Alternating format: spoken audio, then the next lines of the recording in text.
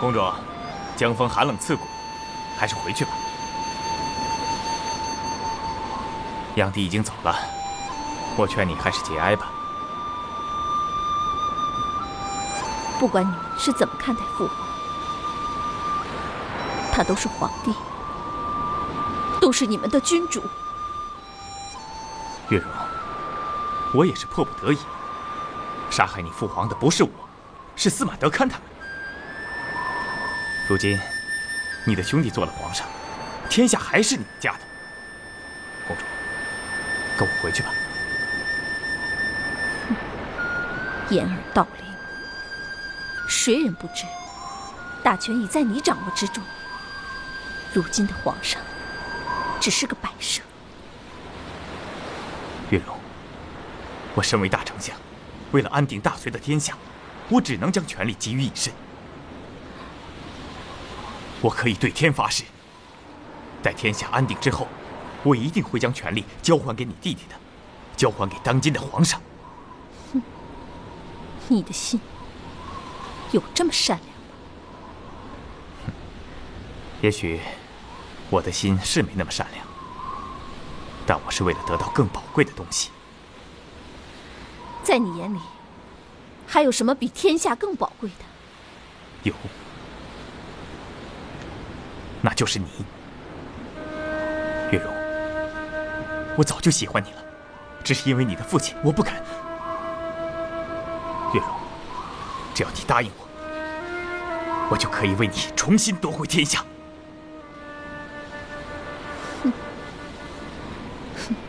你笑什么？难道你认为我没有这个能力吗？父皇的6院嫔妃都归了你，包括我的母后。你有这么多女人，难道你还不肯放过我吗？月容，我这是为了保护她们。如果没有权力的庇护，你父皇的女人，包括他的女儿，都将任人蹂躏。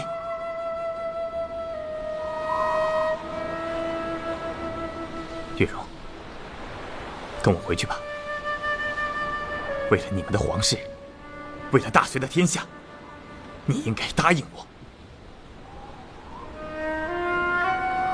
月容，你应该相信我。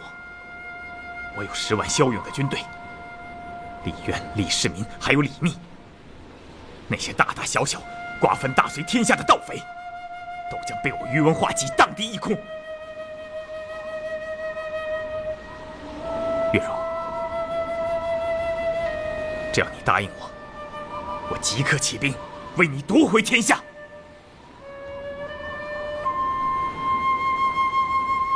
可以，只要你能夺回长安，我答应你。你能起誓吗？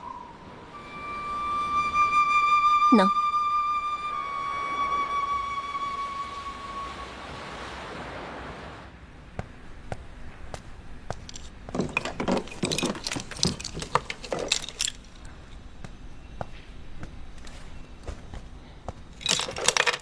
公主，你真的相信宇文化及啊？宇文化及占有6宫，生活奢侈如同仙。禁军将士怨声四起，以小人之见，他得不到天下。那谁能得到天下？李世民啊！公主，要不咱们去长安吧？那里不但有李世民，还有公主的家呀。那里已经不是大隋的天下了。哎，公主，小人听说洛阳留守官吏推举越王做了当今皇帝，改年号为皇太。要不咱们去洛阳吧？你听谁说的？封德仪啊，他的话不会有误的。我本来以为换了皇上，大隋就有希望了。可是没有想到，宇文化及比炀帝还奢侈昏庸。他霸占了隋炀帝的女人，整日整夜和那些嫔妃们醉生梦死。大隋的前程，他根本就没有放在心上。生活奢靡还在其次，关键是在朝政。宇文化及毫无主见，亲近小人，拒绝忠言，在朝上一句话也不说，一点屁事儿就议来议去，到后来也没个结论。哎呀，我大隋朕心无望了。让他做大丞相，你们俩真是瞎了眼。封大人，月容公主求见。他来干什么？他说有要事，宫内的事。司马将军，你看呢？见。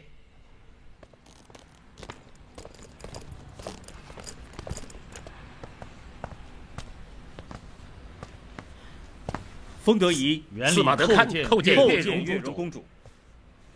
落实的凤凰不如鸡，不必行此大礼。起来吧。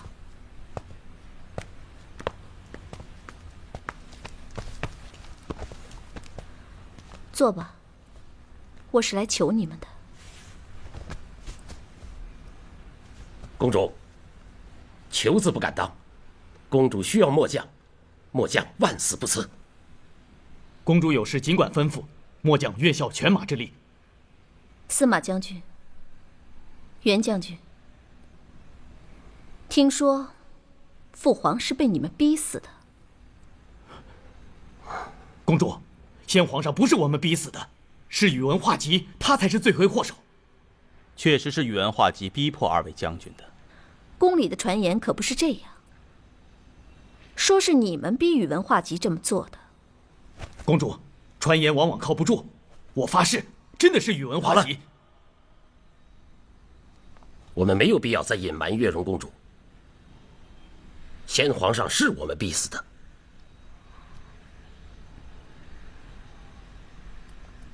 司马将军也是没有办法，数万禁军将士归心似箭，先皇上却迟迟不愿意离开江都。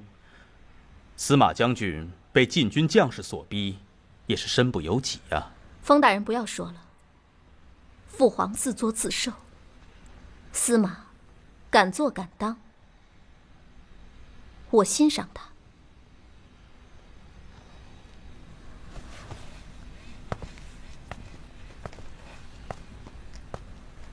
司马将军，我有一事相求。公主请讲。杀了宇文化及。公主，公主，这使不得。公主，末将说过，只要公主需要，末将万死不辞。公主请起。公主，我答应。司马将军，你们打算何时动手？3日之后如何？不行，3日后绝对不行。有什么不行的？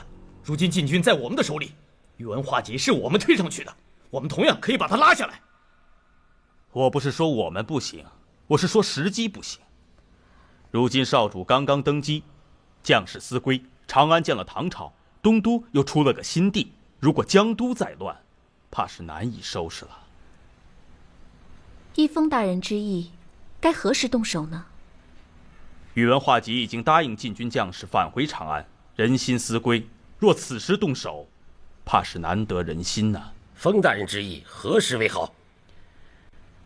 宇文化及现在正迷恋先皇的后宫，若是他迟迟不能启程，军心必然浮动。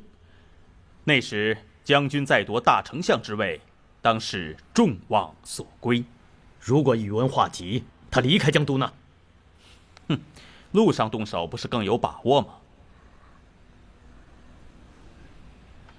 好，我赞成。陛下已经登基多日，太子的事该定了，这对社稷长久安定有好处。我也这么考虑。他立谁呢？按照历朝历代的规矩，一般都立长子为太子。可是建立唐朝，首功是市民。起事时我答应过他，一旦建立新朝，立他为太子。我是左右为难呐。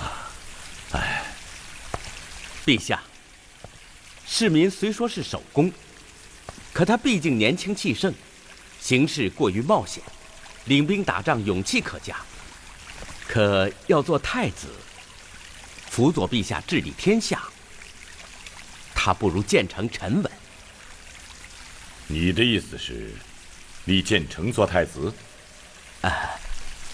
立太子是国家大事，还得陛下亲自定夺。啊，文静，你的意思呢？陛下，裴寂虽然说的有道理，但是唐朝新立需要的是人才，讲的是信誉，求的是人心。有了这3点，才能够立足于天下。陛下，既然答应过市民，就不应该轻易变更。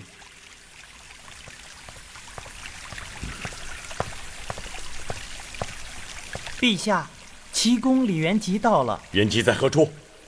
在殿外恭候陛下召见。哦，快召他进殿，快！遵旨。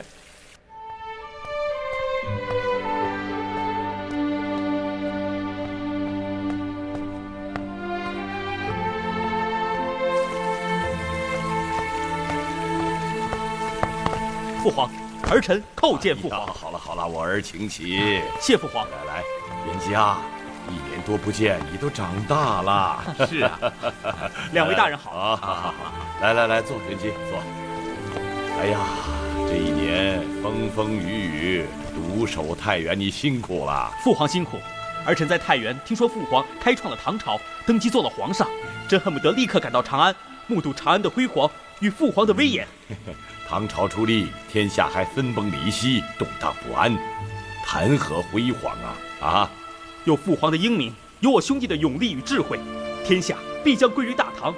到那时，唐朝的辉煌就会来临。元吉有如此的大志，为父从心里高兴了。父皇，跟随儿臣同往长安的还有父皇的2位知己。何人？他们都是自己人，说吧。何人？是晋阳公父皇的旧人。哦，你说的是尹妃、张妃？正是。他们可在宫外啊？没有，儿臣担心再次与父皇见面过于唐突，因此把他们暂时安顿在大哥建成的府上。元吉，你现在办事是越来越心细了啊！来啊，陛下，你去世子府召晋阳宫的2个妃子进宫。遵旨。等等，元吉啊，我们一起去吧。太子，皇上怎么还不召我们进宫啊？是呀，太子，你帮我们问问皇上，他何时召我们姐妹进宫啊？好，我跟你们说过啊，我不是太子，我是世子啊。有皇上还能没有太子？殿下做太子还不是早晚的事？原籍路上都跟我们说了，唐朝的太子非殿下莫属。是啊，殿下早晚要做太子，我们呢就叫你太子。好，随你们怎么叫吧。啊，请坐。2位是远道来的贵宾，我特意设宴款待你们。太子太客气了，要是能请皇上来就更好了。唐朝初立，万事待兴，皇上很忙啊。皇上不会把我们忘了吧？是啊，如今皇上身边美女如云，不会把我们忘了吧？不会的，父皇是个有情有义之人。大哥，父皇来了。哦，在哪儿？马上就到。皇上是专程来看我们的吧？不是，我们千里迢迢到长安，就是来找皇上的，皇上却把我们姐妹忘记了。父皇是专门来接你们进宫的。真的？你不会是在逗我们吧？其实父皇一直都很惦记着你们呀。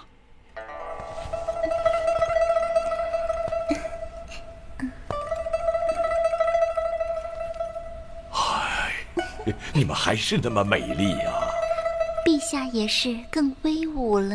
陛下，你的威武胜过全天下所有的男人。是这样吗？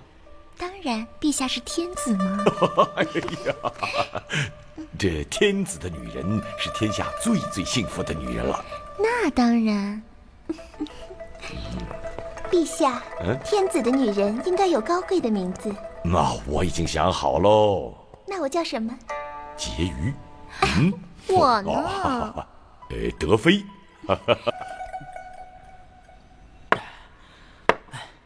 太原那地方，我实在是待不下去了。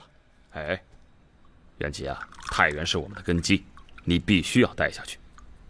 这我知道，大哥，刘武周对太原是垂涎3尺，迟早会有一场恶战的。不会的，北胡人和我们有盟约，刘武周他不敢。大哥，你有所不知啊，刘武周跟北胡人走得很近，是北胡人的干儿子。这场恶仗迟早要打。那好啊，你就留在那里，和市民一样建立战功啊！哼，我才不跟他一样呢。大哥，你听说了吗？什么呀？好，你们下去吧。大哥，外面纷纷传言说父皇要把太子之位传给二哥，还说太原举义的时候就答应他了，可有此事？是。哪有这样的道理？自古以来都是传长子为太子，二哥他怎么能抢大哥你的位子呢？元吉啊，这不是市民的意思。父皇觉得建立大唐，市民是首功啊。没有大哥你，何来他的首功啊？当年太原举义，父皇犹豫不定，二哥也是一筹莫展，唯有大哥你一人在河东出谋划策。不行，我得找父皇去。哎，元吉，这么晚了，父皇都睡了。父皇没有早睡的习惯呀。你把晋阳宫的嫔妃带给了父皇，他能不早睡吗？坐。元吉啊，其实做不做太子没有关系，只要我们兄弟3个和睦，我这个做大哥的就很高兴了。那不行，凡事得讲个理。明天我找父皇去。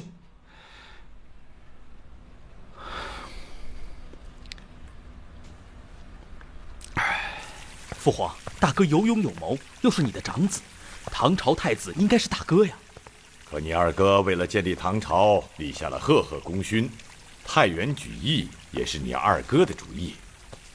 为父答应过，登基做皇上以后，立他为太子。这身为人父，怎好出尔反尔啊？父皇，太原举义那是大哥的主意，大哥早就想推翻大隋，建立新朝。二哥那些谋略都是从大哥那儿学来的，建立新朝的首功应该是大哥的呀。元吉，建成出谋划策之事，为父早就知道。可是，在满朝文武官员的眼里，你二哥从太原举义到占据长安，功勋卓著，任何人都难以比拟呀。朝中10之8、9都赞成你二哥做太子。父皇，你是至高无上的天子，天子之言谁敢违背？只要你同意，大哥就能做太子。唐朝初立，人心是最重要的，我不能违背众愿吧？啊！为父虽然做了皇上，那也是关中一隅的天子。当今天下称皇称帝的不止10数人啊，还有宇文化及、李密、窦建德、王世充，都是拥兵数十万，甚至是上百万。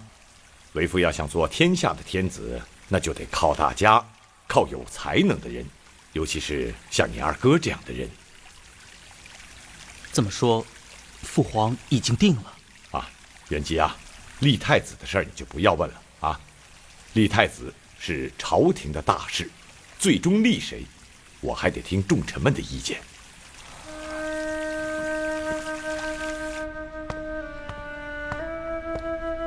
德妃娘娘，我有一事相求。元吉，你怎么如此客气？要不是你千里迢迢把我们姐妹送到长安，我哪能做德妃当娘娘？有什么事需要我做的，你尽管说就是了。娘娘，这唐朝太子本应是我大哥建成的，可父皇想立二哥为太子，求娘娘说服父皇。行，我的话皇上肯定会听。娘娘可不是那么容易的，朝臣中10之8、9是想立我二哥为太子。别说10之8、9，就是他们都想立市民，也不如我的一句话。娘娘的话可要想好了再说呀。我知道。如今唐朝虽然建立，但是只拥有关中一地，要想巩固，进而统一天下，必须一时也不能忘记战事。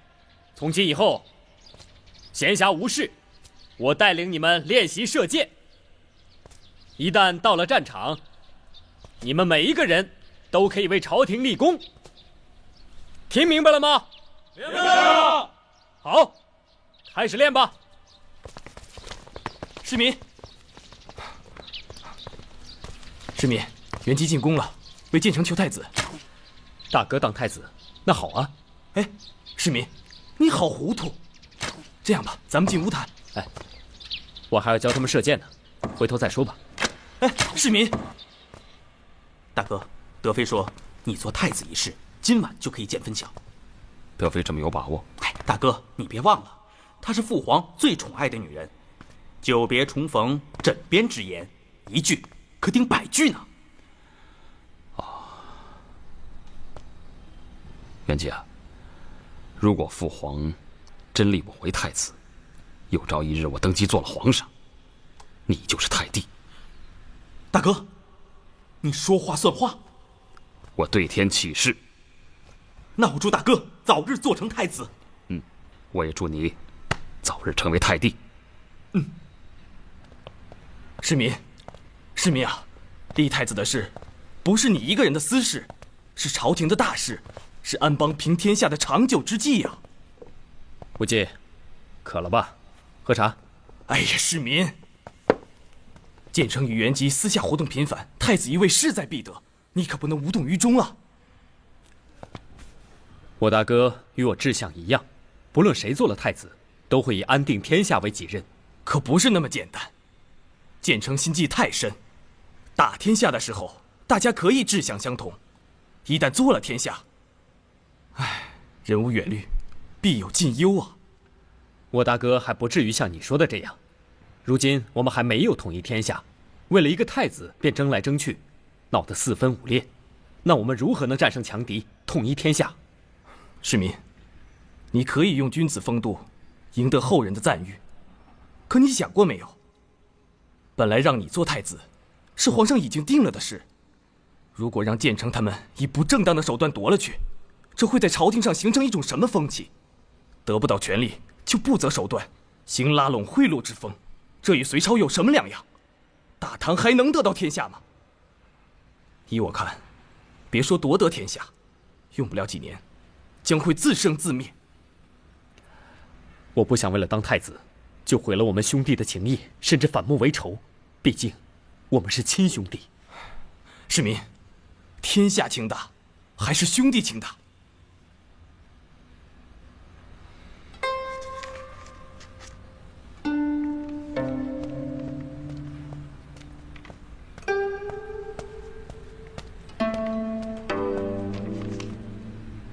你们下去吧。陛下，臣妾特意为你煮了一碗参汤。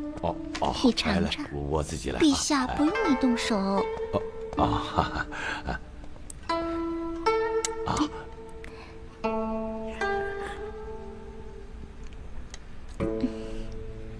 好。哎，德妃啊，我好久没喝到这么鲜美的参汤了啊！我自己来啊。陛下，以后臣妾天天让陛下喝鲜美的参汤。德妃啊，我早就应该把你接到长安来。我需要的就是你这样的女人呐。真的吗？晋阳宫那一夜，你就种在我心里喽。真的吗？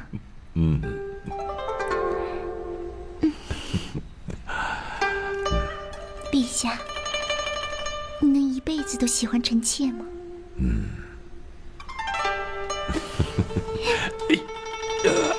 陛下，臣妾有一事，不知该不该讲。说吧。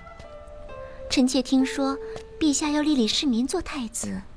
是啊，朝廷的官员都想立他为太子。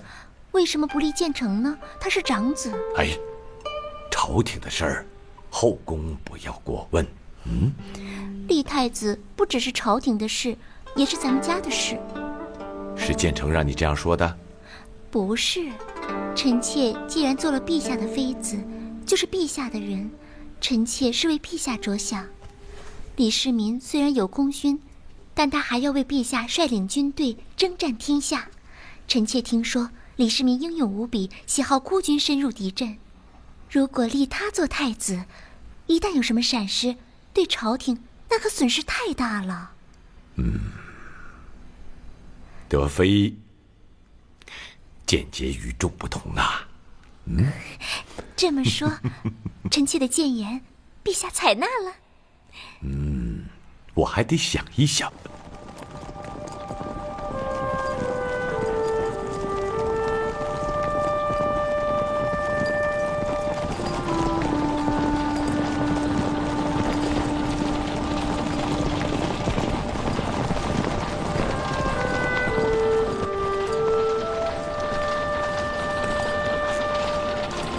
月容，你在想什么？落魄之女，还能想什么？母后已经无能为力了。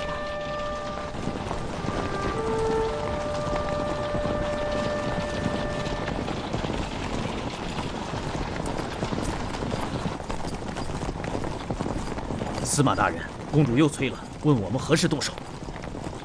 宇文化及好像听到了什么风声，他收了我的军权。如今我手下只有1万军队，还是后备军。杀宇文化及不需要多少军队，只要筹划缜密。哼，宇文化及防范严密，若是杀他不成，反受其害。我们需要等待时机。再往前走就进河南了。司马大人还要等到什么时候？到了东都洛阳，必有一场大战，那将是最好的时机。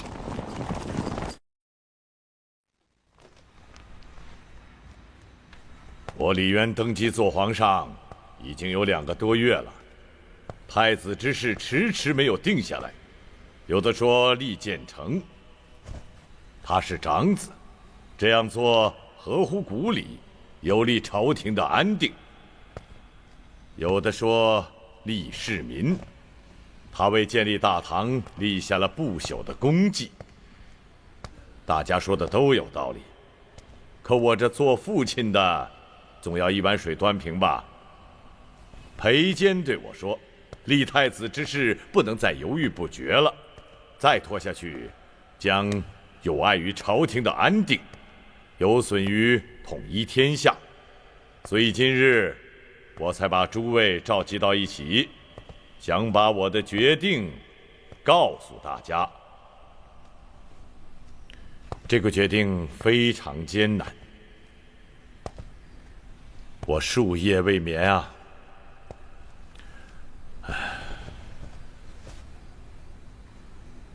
如果我立建成做太子，朱爱卿认为如何？父皇英明，立长子为太子，乃天经地义。陛下，不论是立建成还是立世民，只要陛下决定了，就是天下的幸事。其他人呢？你们有什么看法？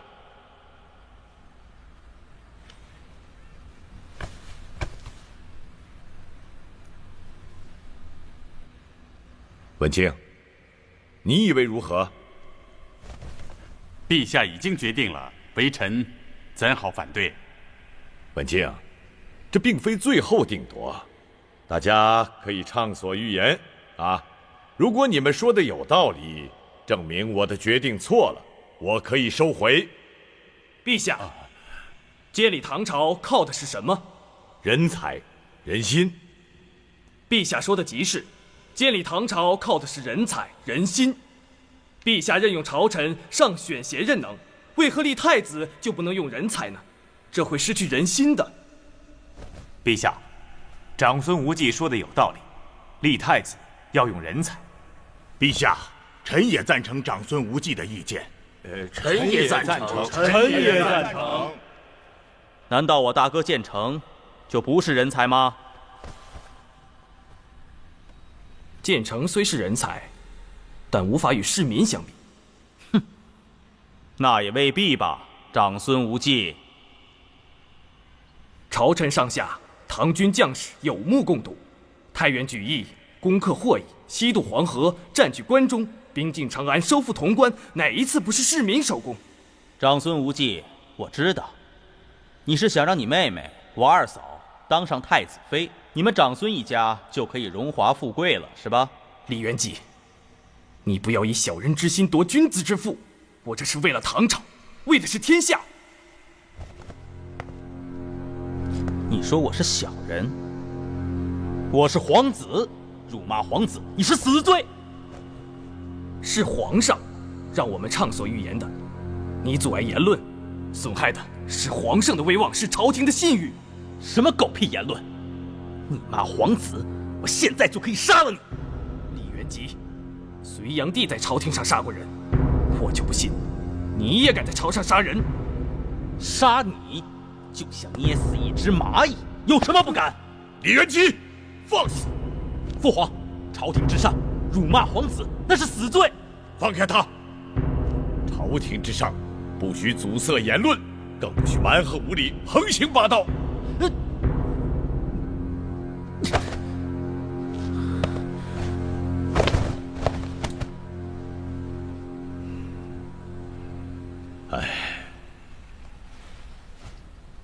我本想立世民做太子，建立唐朝不能没有他，统一天下，更不能没有他。但是建成是我的长子，为了大唐，他也立下了不朽的功勋。我的这2个儿子都出类拔萃，所以立太子一事我迟迟定不下来，一直拖到今日。今日我下定了决心，想立建成，没想到在朝廷之上吵翻了天，甚至动了手。如此纷乱无序的朝廷，如何站稳脚跟？如何夺取天下？立太子之事，今日不定了，以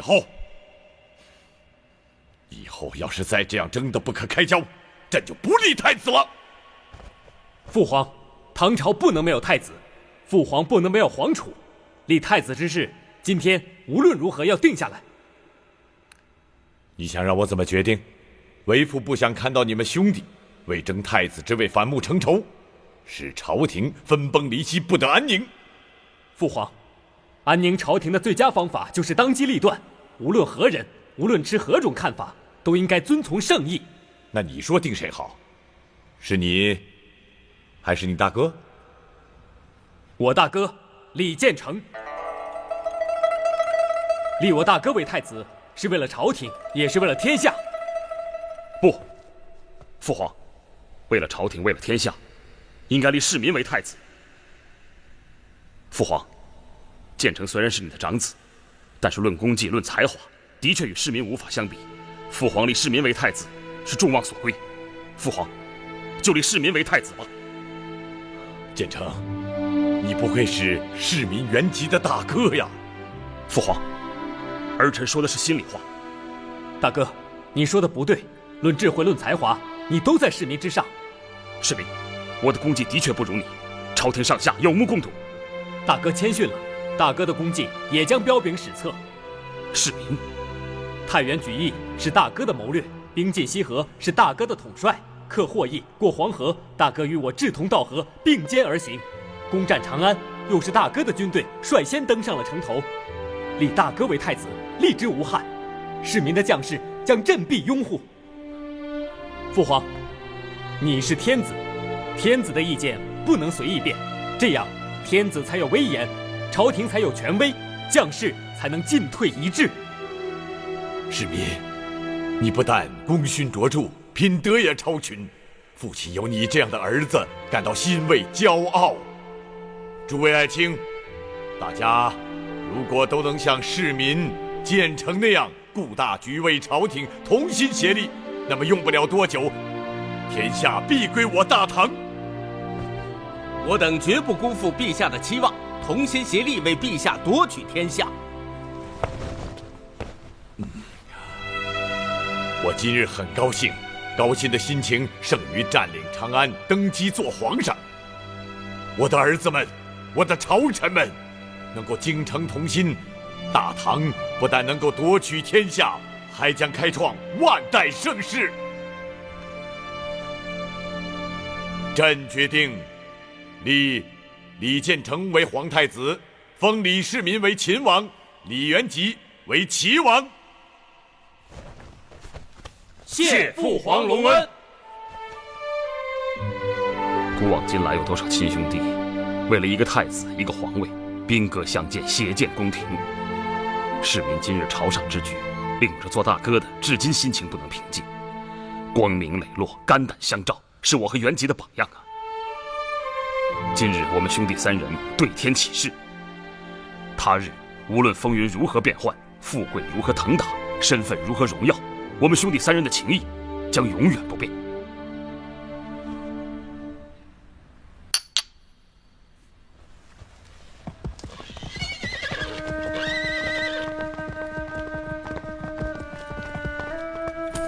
司马大人，公主又催了。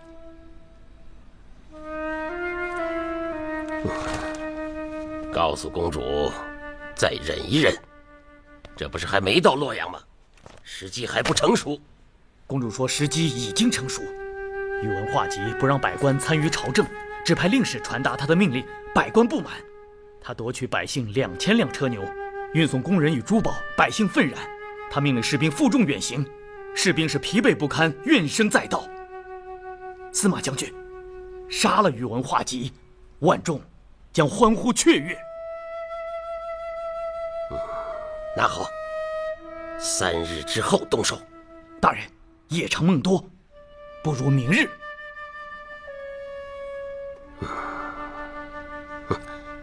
你去找封德仪大人，请他来一趟。好，我就去。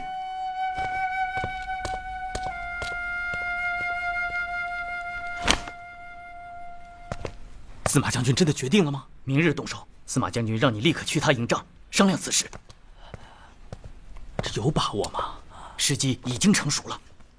可司马将军只有1万人马呀，随行的10万将士已经和宇文化及离心离德。啊，袁礼将军，你先回去，我看完走章便去。你要快点，我们等着你。好好好。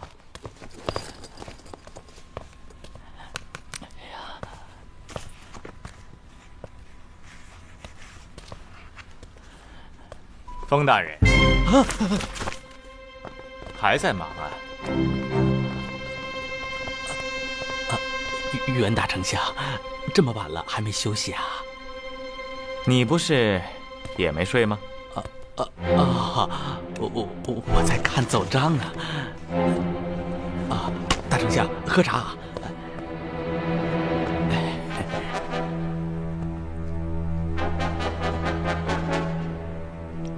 封大人，刚才我看见袁礼从你的帐里出去，不知他找你有何事啊？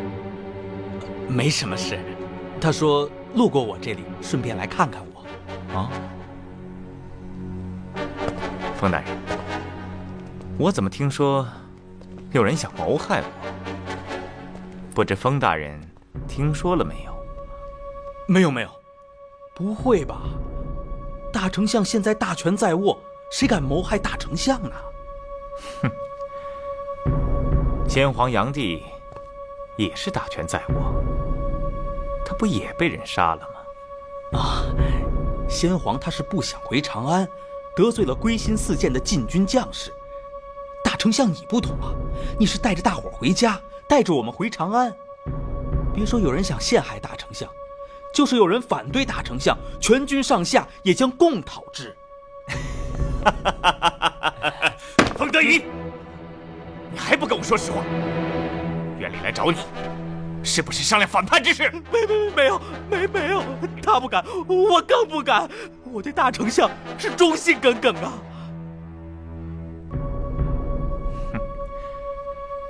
封德仪，我念你是个人才，才给你这个机会。我告诉你，许洪仁和张凯已经把司马德康密谋反叛之事告诉了我。大丞相，你可得救救我呀，大丞相！我不敢说真话呀，说了就没命了。司马德看他要杀了我呀！有我给你做主，你怕什么？骁勇的禁军都在我宇文化及的手里。起来吧，说说怎么回事。大丞相，司马德堪的确要叛乱。哦，袁礼刚才来找我，就是要要挟我，让我参加。他说不参加就要杀了我，但是我坚决没有同意啊。大丞相，你得赶紧制止他们，不然的话，他们就会杀了你。这样的话，我也就没命了。司马德堪，你放心，他们杀不了你，同样也杀不了我。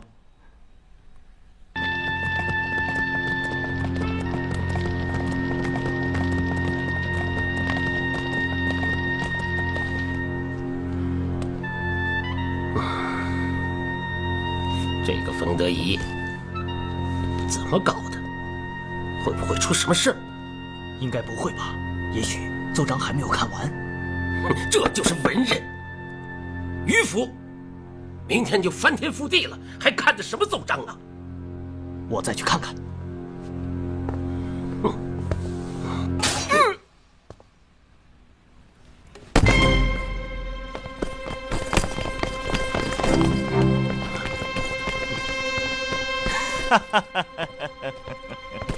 你为何要杀死袁礼？这还用问吗？我不杀他，他就杀我，我不过是抢先了一步。谁告的密？是谁？这你就不用问了，我答应要保守秘密。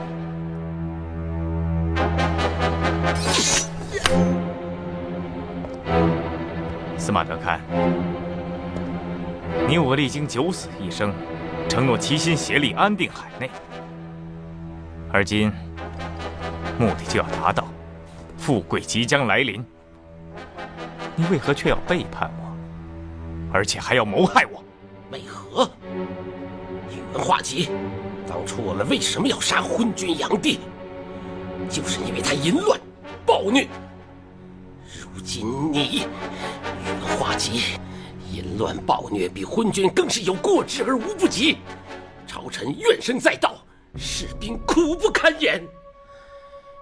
我虽没能杀了你，还会有人杀你，你早晚会被人杀死。好，那我就等着，把他给我拖出去绞死，示众3天。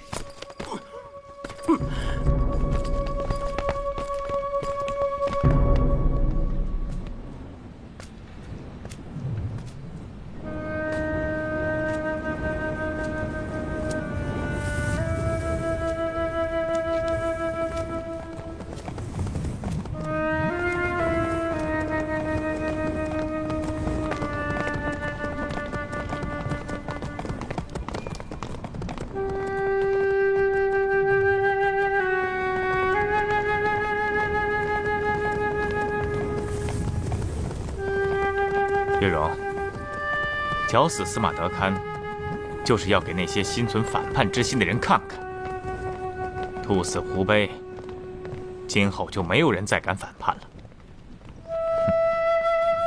你也可以安心的随我回长安。记住，记住你的承诺，一到长安，你就要嫁给我。恐怕你到不了长安。你好好看看，我骁勇的禁军将士，谁也别想挡住。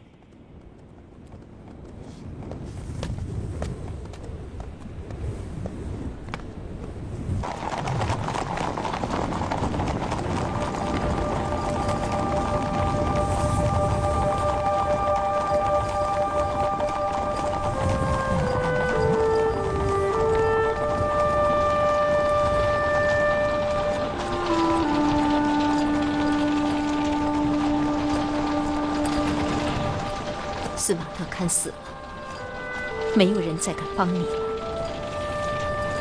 我不靠别人，我靠自己。月如，宇文化及有10万军队，你一个女孩子，即使粉身碎骨，也不能给你父皇报仇。我都想好了，一到东都洛阳，我就逃出去。天下大乱，你往何处逃？到了洛阳，我就去找越王杨童，他现在已经是皇上了。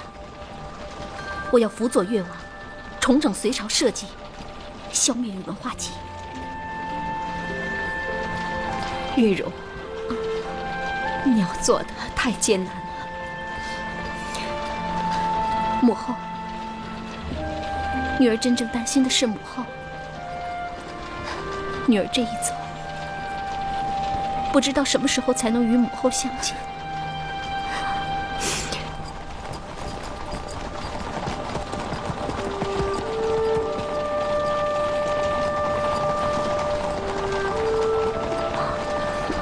母后，外面有一双贼眼，一直在盯着我们。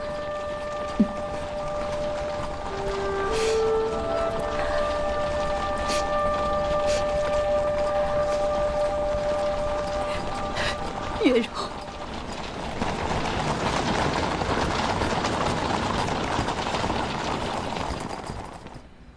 大哥，父皇让我回太原，这是不是二哥出的主意啊？啊，你多心了，元吉。你是镇北将军、太原道行军元帅，统领山西15郡。如果你不回去的话，山西群龙无首啊。大哥，二哥这次虽然说让出了太子之位，可我总觉着他是不会甘心久居人下的。我留在长安可以帮助你啊，大哥，你劝劝父皇把我留下吧。元吉啊，我不但不劝父皇把你留下，还会劝父皇催你赶快回太原。大哥，你要是过河拆桥，可别怪我翻脸不认人呢。元吉啊，你说的什么话？父皇这次立我做太子，之所以如此周折，就是因为我的功绩不如世民。今后你也一样，他日我如果做了皇上，便要立你做太帝，没有功绩怎么行啊？坐。你镇守山西，统领一方，正好是建功立业的好机会。山西是大唐的发祥地，是根基。山西15郡安然无恙，朝廷便无后顾之忧，这都是你李元吉的功劳啊。话虽如此，可刘武周对太原是虎视眈眈呢，我担心他。啊，你放心，我会奏请父皇，派得力谋臣辅佐你，你就放心的去吧。那好，我听大哥的。不过只要有机会，我还是想回长安。好，我答应你。不过说好了，1年之内，你必须守护好太原，明白吗？好的，我一定。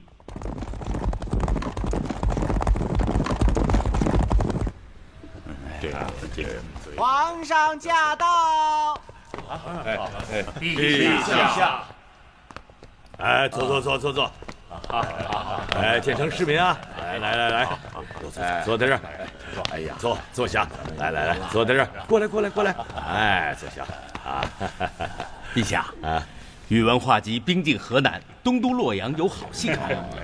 这出戏，最后谁唱主角啊？当然是陛下了。陛下，臣有一言要进。讲。古人曾经说过，假如太阳同万物同高，那么众生如何仰仗太阳的光芒呢？如今陛下在朝上同臣下同坐，开口称我或自称名字，贵贱不分，礼仪淡漠，那么朝廷的威严又从何而谈呢？从前，汉光武皇帝与他的臣下颜子陵同寝，子陵就把脚放在光武皇帝的肚子上。光武皇帝并没有因此而失去威严，还得到了朝臣们的亲近并且他最终得到了天下。在座的诸位，除了我的2个儿子，都是德高望重的好友，往日的交情我李渊不会忘记的。也希望你们不要嫌弃我李渊，与我同夺天下。是啊，陛下。好，下面谈正事。来，坐。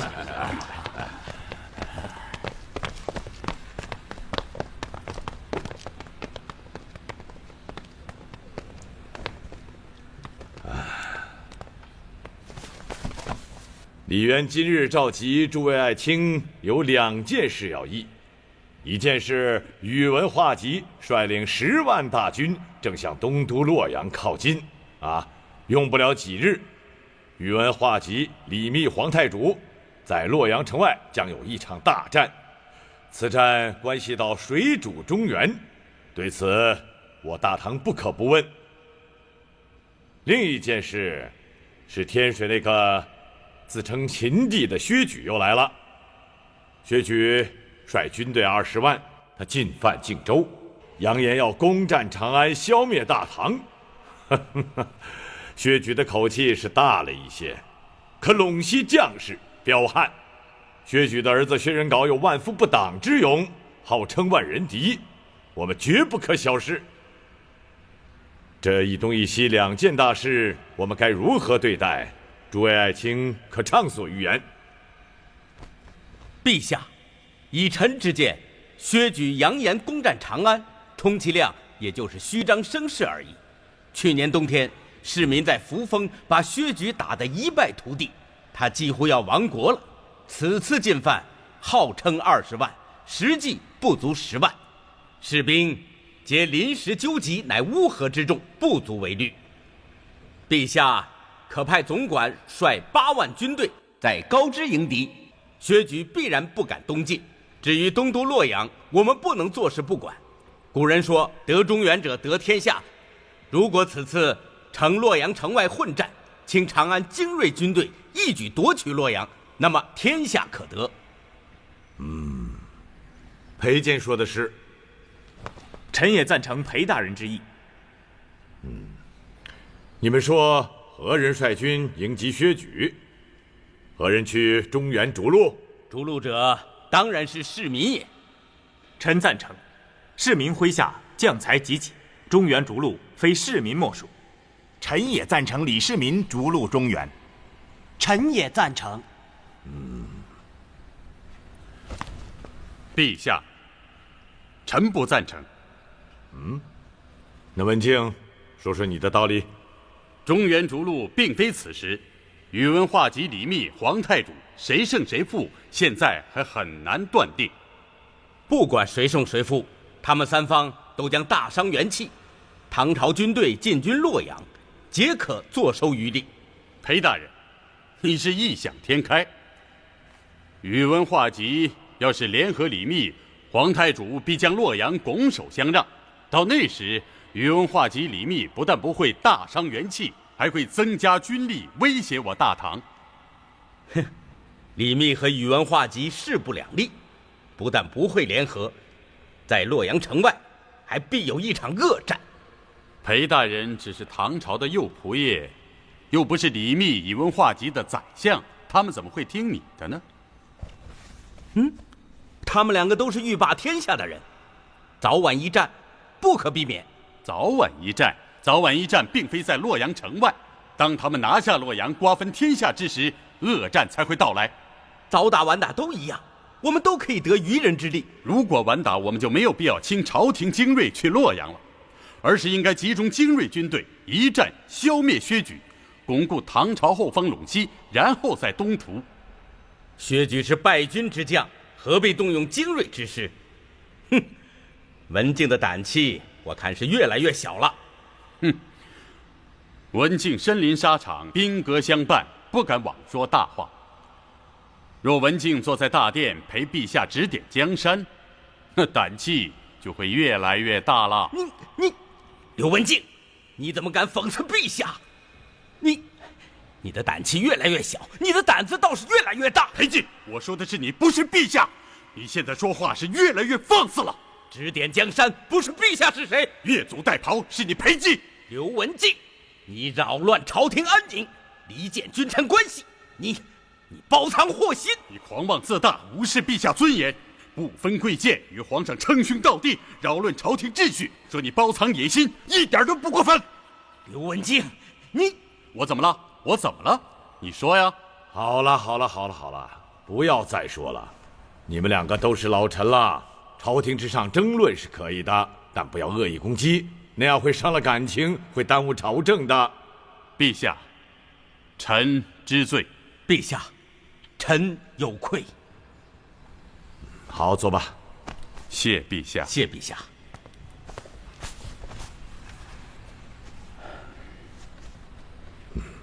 裴坚与文静虽然语言过激，但都有道理。诸位爱卿，你们对一东一西两件战事有何看法？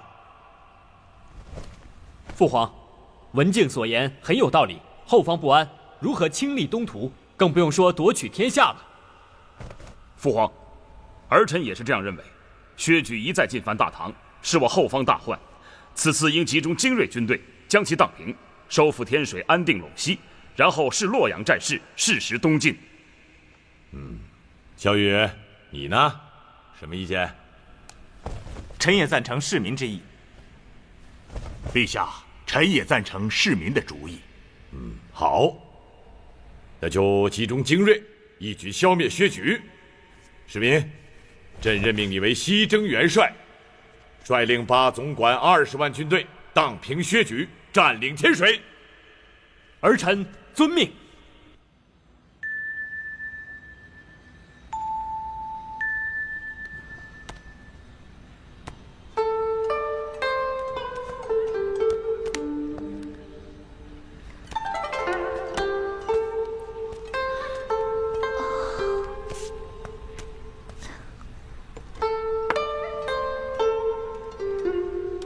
夫人，还没睡啊？我在等你呢。明天就要出征了，可这仗怎么打，我还是没想好。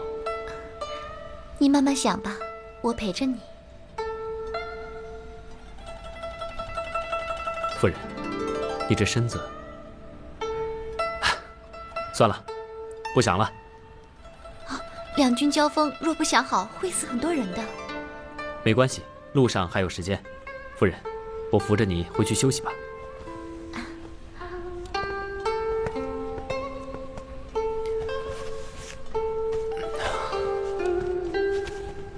世民，我的右眼总跳。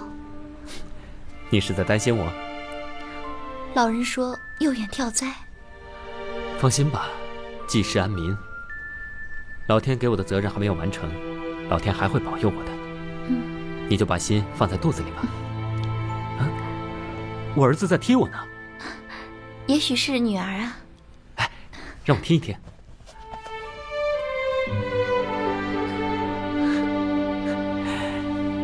一定是个儿子，还没见天日呢，就如此的不安分。像你，我有这么不安分吗？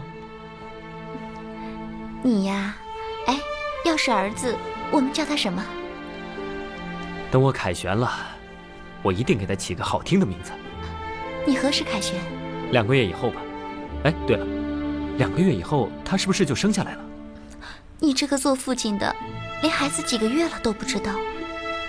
我也没有仔细的算过嘛。去年你们11月进的长安，算算。7个月。哪能一来就……哦，对了，6个月，6个月。儿子，你要等着父亲凯旋回来，父亲要亲自看着你出生，还要给你起一个好听的名字，知道吗？听见了吗？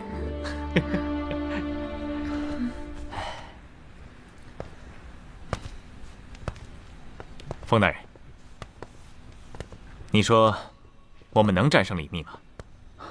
能，一定能。但是大丞相不能与李密交战。为什么？大丞相图的是东都，然后是长安。大丞相即使打败李密，可杀敌3000，自损800。到那时，大丞相怕是无力再夺东都了。有道理。可李密如不让路，我们又如何进攻东都呢？晓之以理，天下大理，然后许之以官，朝中大官。李密夹在大丞相与东都之间，他担心东西两面都受敌，他会让出一条通路的。可是李密想要的是天下，想做的是皇上。我许给他的官再大，他也未必能接受。那就先许诺他将天下一分为二。一分为二？反正大丞相也是要做天下的嘛。也好，这样吧，明天你派一使者约李密相见。遵命。大丞相，月容公主不见了。什么？何时不见的？天黑不见的。开始我们以为她在太后那儿，可是太后那儿没有。后来我们去大营找，也没有找到，就连她身边的陈嗣也不知去向。你这个废物！马上带人去找，找不回来我杀了你！遵命。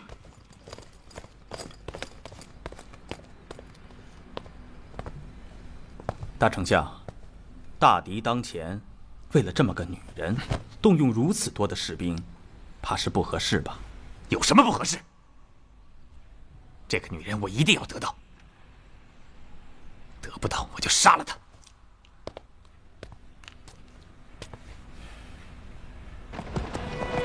快走！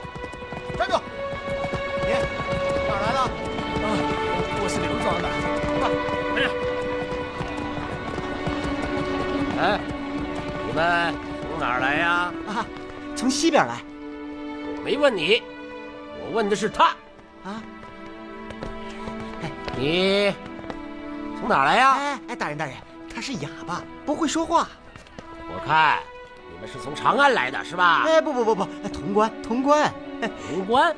大人，给兄弟们买点酒喝啊！怎么想买路？哎，不，一点小意思。哦，这么说你还有大意思喽？哎，没有，这小本生意没多少银子，没大意思。带走！放肆！哟呵，我说嘛，这么漂亮的小娘子，会是哑巴？让我走！你找死啊！你可知道本宫？什么？本宫？这年头，什么本宫外宫的，冒充皇上的都有。瞎了你的狗眼了！这真的是月容公主，皇上的亲姑姑。啊？这还愣着干什么？赶紧去告诉你们皇上，月容公主到了。月容皇宫。皇上，姑姑，皇上，月容拜见皇上。姑姑，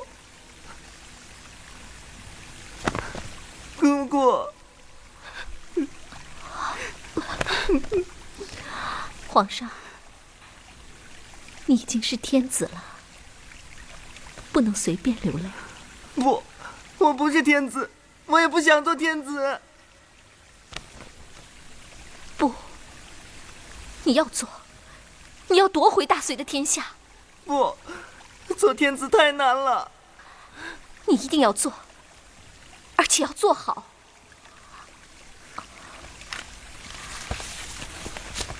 这是太皇太后给你的懿旨，她要你做皇上。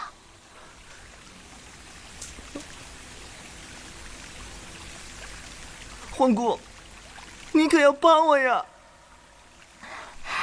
傻孩子，我就是来帮你的。起来吧。皇姑，我还没问你，你是从何处来呀？洛水东岸，宇文化及的大营里逃出来的。太皇太后奶奶可好？不好，她整天以泪洗面，强作欢笑。姑姑，你有什么办法救奶奶？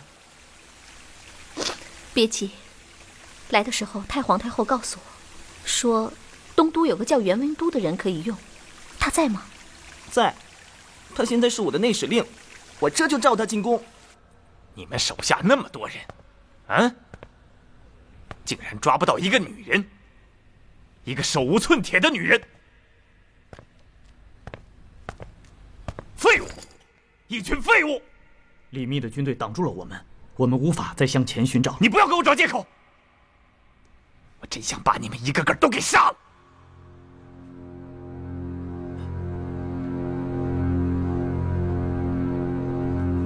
不要再说气话了，大丞相。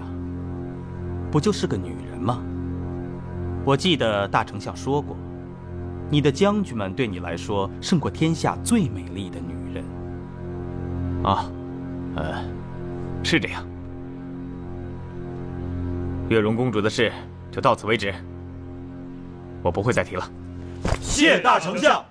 你们先下去吧。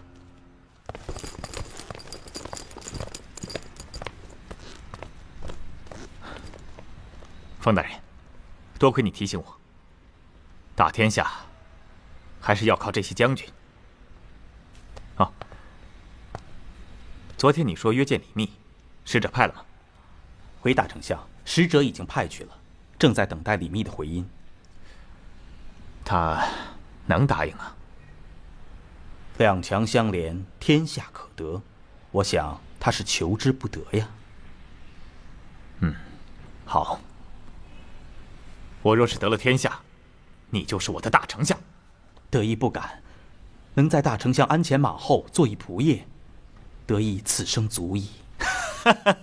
好啊，从今天起，你就是我的仆役。多谢大丞相。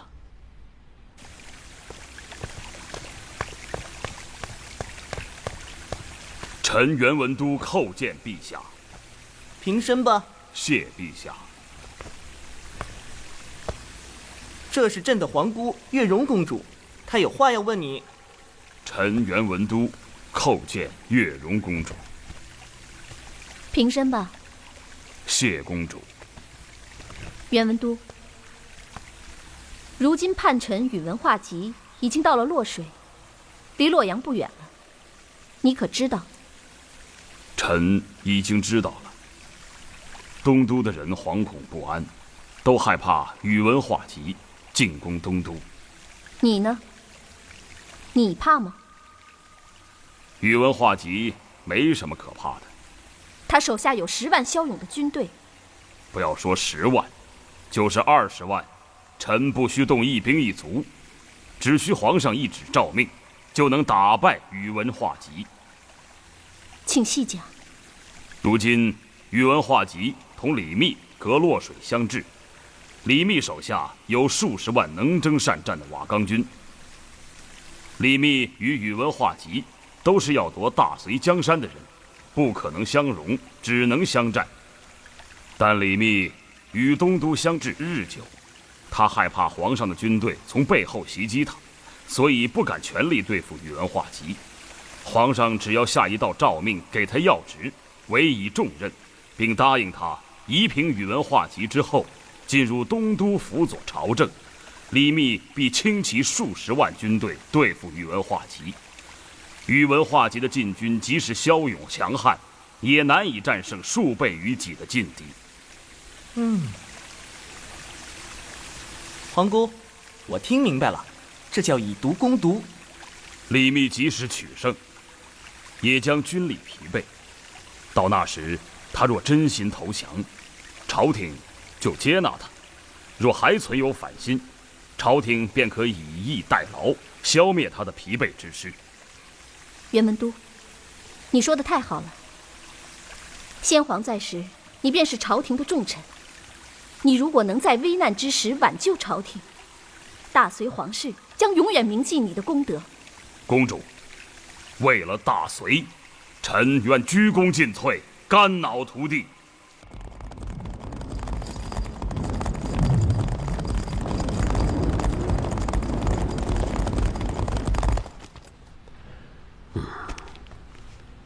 魏征啊，皇太主派人送来诏命，命我做太尉、尚书令、东南道大行台行军元帅，封我魏国公，还许愿我消灭宇文化及，入东都辅佐朝政。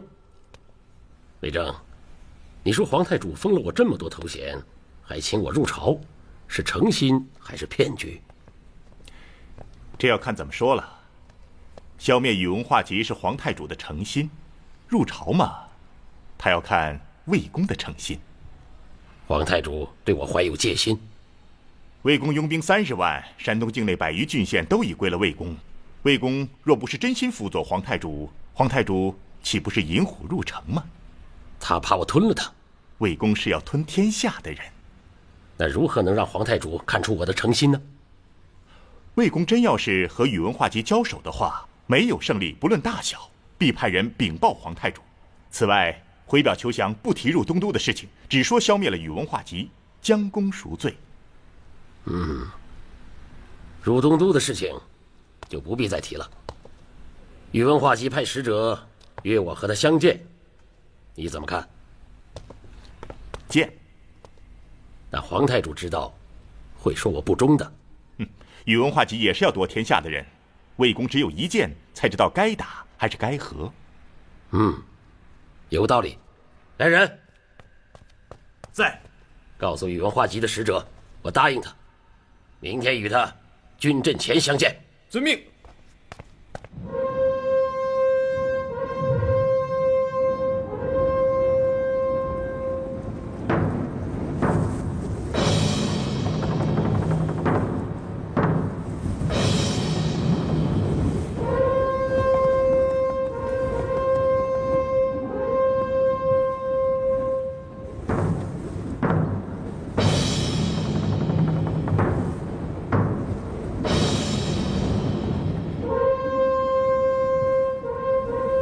叫李密出队，我要单独见他。魏公，大丞相有命，让你出队。大丞相要单独见你。魏公，别跟他啰嗦，打就是了。知彼知己，百战不殆。我要看看如今的宇文化及，到底造化成什么样的人了。魏公，小心宇文化及的暗箭。他要的是天下，不是我的人头。大丞相，李密出队了。我看到了。对面可是杀死先皇的宇文化及吗？魏公，我是宇文化及。先皇虽然死有余辜，但不是我宇文化及所杀，那是司马德堪和袁礼所为啊！这2个叛臣已被我处决了。魏公，你笑什么？难道你不相信我宇文化及的话吗？你可以问问封德乙，还可以问问诸位朝臣们，他们都亲眼目睹了司马德堪杀死了先皇啊！宇文化及，你不要欺瞒天下人了！我不敢欺瞒天下人，更不敢欺瞒魏公啊！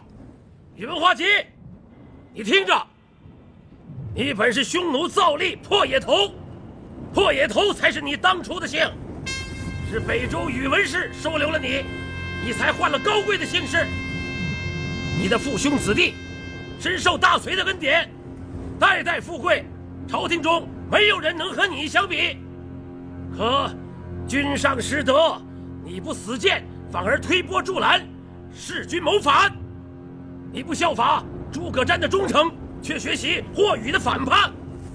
你的为人，天地不容。你若想逃脱上天对你的惩罚，只有归顺我李密。你可以留一条活命，也可以保全你的后代。宇文化及，我可怜的不是你，而是你手下的10万将士，先皇上的家人。我不想看到他们无辜的因为你丧生在这荒原野外。宇文化及，你听清了吗？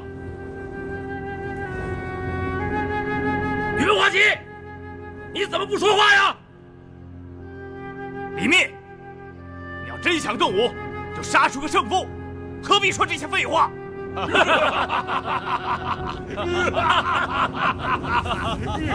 宇文化及如此愚钝，我揭他的老底，是让他在将士面前失去威望，在天下人面前失去信任，他却全然不知。这种人还要做帝王之梦，滑天下之大稽。嘿嘿，我用不了3仗就能把他打跑，你信不信？不用3仗，用我这3板斧就能把他打跑。程将军莫急，你先看我的。大丞相，李密要射你了！啊，快走！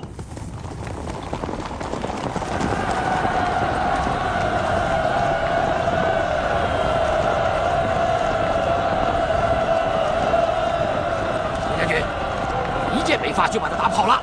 不是打跑的，是吓跑的。一样的。冲下去！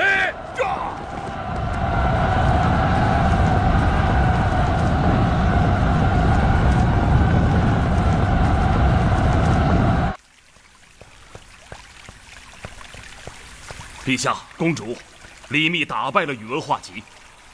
李密不但仗打得好，对朝廷也是一片忠诚。他责骂宇文化及的那番话，好多人把它抄在纸上，在洛阳城中一一相传呐。太好了，打得太好了！李密不但仗打得好，谋略也好，他的用兵之道不亚于李世民。哎，皇姑，咱们尽快召李密进宫怎么样？郑国公王世充一直反对李密入朝，我看再等等吧，等李密彻底打败了宇文化及，再召他也不迟。王世充是个什么样的人啊？此人心胸狭隘，为人诡诈。他虽然很会用兵，但也会使用阴谋。公主不可让他久握军权。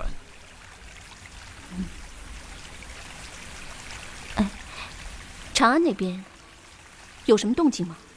那边的细作来报，天水的薛举大举进犯长安，李世民正与薛举苦战。战况如何？还没有消息。公主，无论战况如何，薛举拖住了李世民，对我们就是有好处的。如果他们两败俱伤的话，我们收了李密，就可以兵进长安了。闪开！闪开！快闪开！闪开！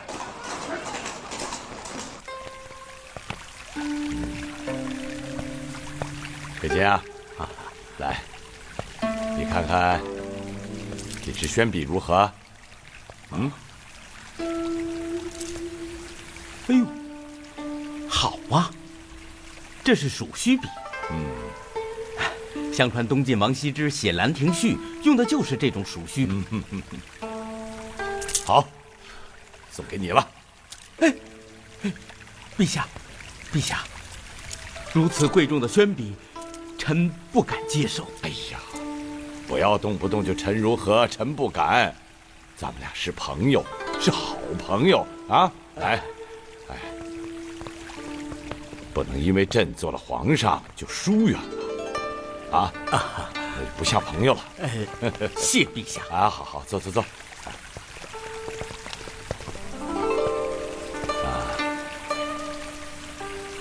好，坐。陛下，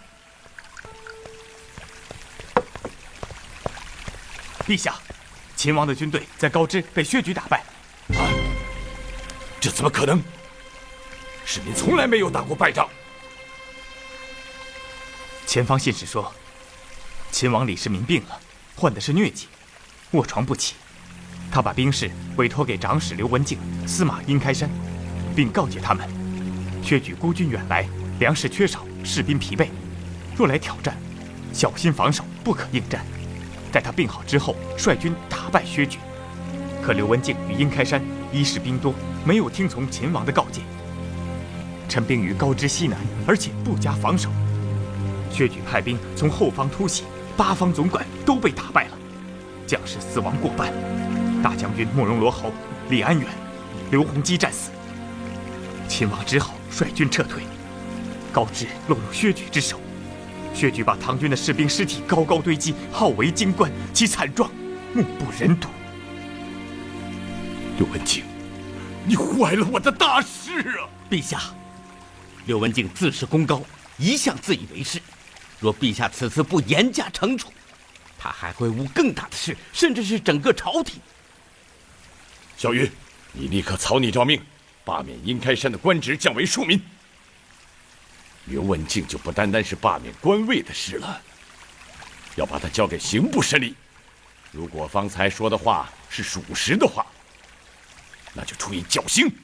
陛下，刘文静是开朝的功臣，处以绞刑太重了吧？这有什么重大？啊？刘文静一条命，难道比10万将士的性命还金贵吗？陛下，人已经死了，不可能复生。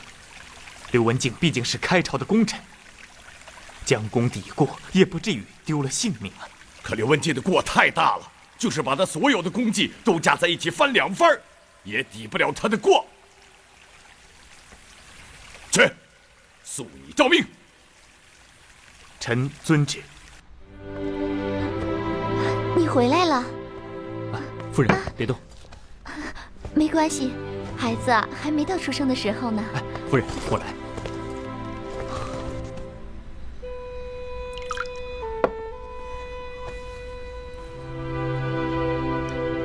你看上去好像病了。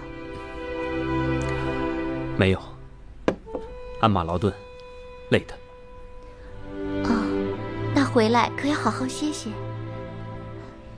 仗打得如何？败了，很惨，死了很多人。怎么会是这样？不说了，我这次回来，能看你一眼就放心了。等一下，我还要去安顿那些死亡将士的妻儿和父母，他们都是因为我。我该走了。我能帮你做什么吗？你什么都不需要帮我做，我自己的责任我自己承担。殿下，不好了，刘文静被抓了。走。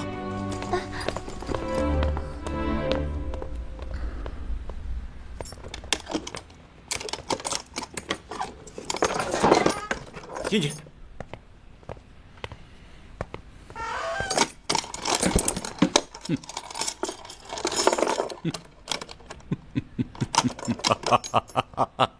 刘大人，你笑什么呀？他疯了，气的。走走走。